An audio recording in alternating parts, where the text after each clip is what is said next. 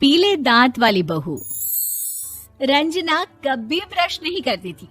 उसे कितनी बार उसके माँ बाप ने डांटा, लेकिन उसका कोई असर उस पर होता ही नहीं था, जिस कारण से उसके दांत पीले पीले हो जाते हैं। शादी के बाद। अरे बहू, वैसे तो तुझ में कोई कमी नहीं है, पर तेरे दांत इतने पीले कैसे हैं बेटा? कैसे मतलब? कोई सर्जरी थोड़ी ना कराई है। वो तो क्या नाम, मैं ब्रश नहीं करती थी तो पीले हो गए। अब क्या करूं? आप कहे तो लाल करवा लूं या फिर काले? यार ये क्या है, क्यों माँ से लड़ रही हो? लड़ रही हूँ? अरे मैं लड़ रही हूँ या ये बोल रही है कि दांत पीले हैं, पीले। अरे तपस्या थोड़ी ना की है इन्हें पीले करने के लिए। बकायदा ब्रश नहीं किया है 20 साल तक, तब जाकर। छी, कैसी बात कर रही हो? ये उस वक्त तो पीले नहीं थे जब हम लोग तुम्हें देखने आए थे। अरे तब साफ करवा लिया होगा डेंटिस्ट के पास जाकर। अब देखो कैसे पीले पीले लग रहे हैं। रंजना सास की तरफ गुस्से से देखती है। फिर शुरू हो गई पीले पीले पीले। अरे पीले तो तब भी थे जब मेरे हाथ का रसगुल्ला उड़ा उड़ा कर खा रही थी और बोल रही थी, लड़की नहीं गुणों का खजाना दे रहे भाई साहब आप। खैर, अब वो लोग करते भी तो क्या करते, पीले दांत वाली बहू पल्ले पड़ी थी तो झेलना तो था ही। एक दिन कीर्तन में रंजना गाना गा रही थी। अरे कमला बहन, माँ का द्वार है, यहाँ तो सब शुद्ध होकर आते हैं, फिर अपनी बहू को ब्रश भी नहीं करवाती तुम। दूर से पीले पीले दांत भक्ति में बाधा उत्पन्न कर रहे हैं। अरे कोई 2 साल के बच्चे थोड़ी ना लेकर आई हूँ मैं बहू बनाकर। अच्छी खासी लड़की है, अरे कैसे करवाऊं ब्रश? ये तो उसे खुद करना चाहिए ना। अब माँ बाप तो इसके जैसे तैसे निपटा दिए, ये नहीं सोचा कि सास कैसे संभालेगी। सास बहू को लेकर घर आ जाती है, लेकिन सोच लेती है कि अब इसे लेकर कहीं नहीं जाएगी। अगले रोज बहू कहती है, अरे क्या हो गया, मंदिर नहीं जाना क्या? कीर्तन का वक्त हो रहा है।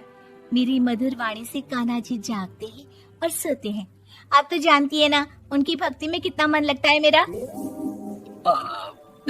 वो क्या है ना, तबीयत ठीक नहीं लग रही है मेरी, आराम करूंगी मैं।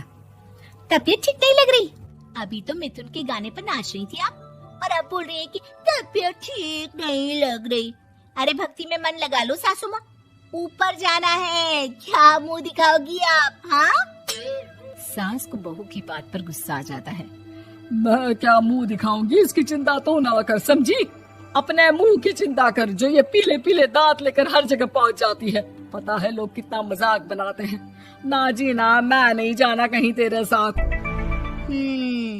तो ये बात है। कोई ना, मत जाओ, मैं अपने कमरे में ही बैठकर भक्ति कर लूंगी। ऊपर वाला दांत थोड़ी ना देखता है, मन देखता है, भावना देखता है। और अरे बस बस, तू सब कुछ दिखा, बस ये सफेद चमकदार दांत ना दिखाना किसी को, है? जा यहाँ से। बहू को सास की बात का कोई फर्क नहीं पड़ता, वो तो जैसी थी वैसी ही रह जाती है। सुबह नहाकर किचन में खाना बनाना, फिर खाना खाना, कीर्तन भजन करना और सो जाना। एक दिन, माँ जी मैं सहेली के घर जा रही हूँ, शाम को लेट आऊंगी। हाँ, तो जाना, मैंने कौन सा तेरी आरती करनी है घर पर बैठकर। रंजना सहेली के घर जाती है, जहाँ वो पार्टी में जाने की तैयारी कर रही होती है।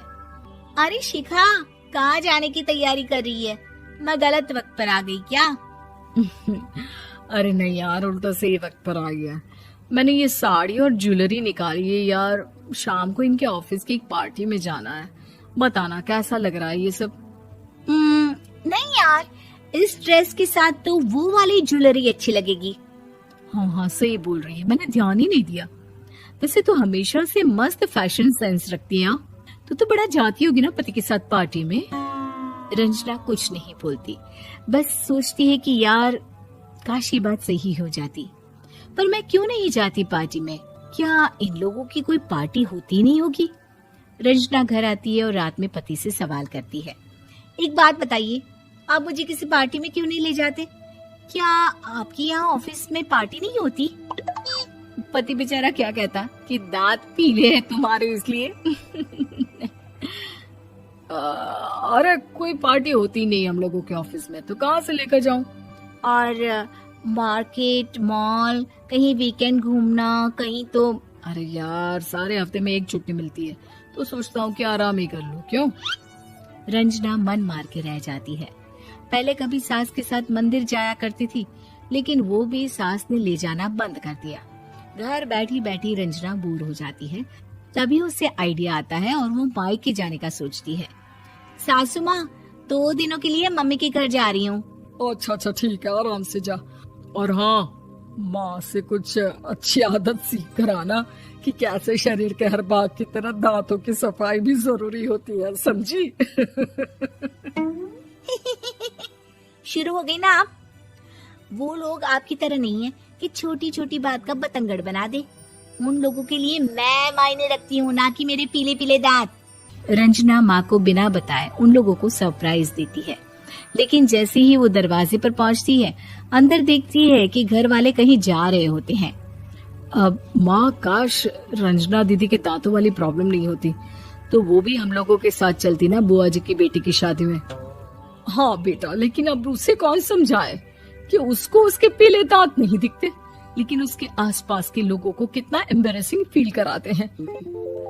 मुझे तो कितनी बार उसके स्कूल की टीचर ने शिकायत की कि उसके साथ कोई लड़की बैठना भी नहीं चाहती, और ना ही कॉलेज में कोई उससे बात करना चाहता था। लेकिन पता नहीं क्यों उसे ये बात समझ में ही नहीं आती। कोई कमी नहीं है उस लड़की में, बस यही कि दांत पीले हैं। वो तो भला हो जीजा जी और उनकी माँ का, जो दीदी को जैसी है वैसे ही रखा हुआ है। रंजना को अपने घर वालों की बात सुनकर बहुत दुख होता है। वो सोचती है कि वो क्या करे, लेकिन फिर वो सीधा डेंटिस्ट के पास जाती है, अपने दांत चमकाती है और कसम खाती है कि वो रोज ब्रश करेगी। अरे क्या हो गया? तुम तो 2 दिनों के लिए गई थी ना, पर कोई ना, अच्छा है, चलो आ गई तो। रंजना सास के सामने आकर खड़ी हो जाती है और पूरी स्माइल करती है, उसके चमकदार दांतों को दिखाती हुई। हैं? चले मंदिर? माँ, मुझे माफ कर दीजिए, मैंने आप लोगों को बहुत एम्बैरेसिंग फील करवाया। मैं आज से रोज ब्रश कर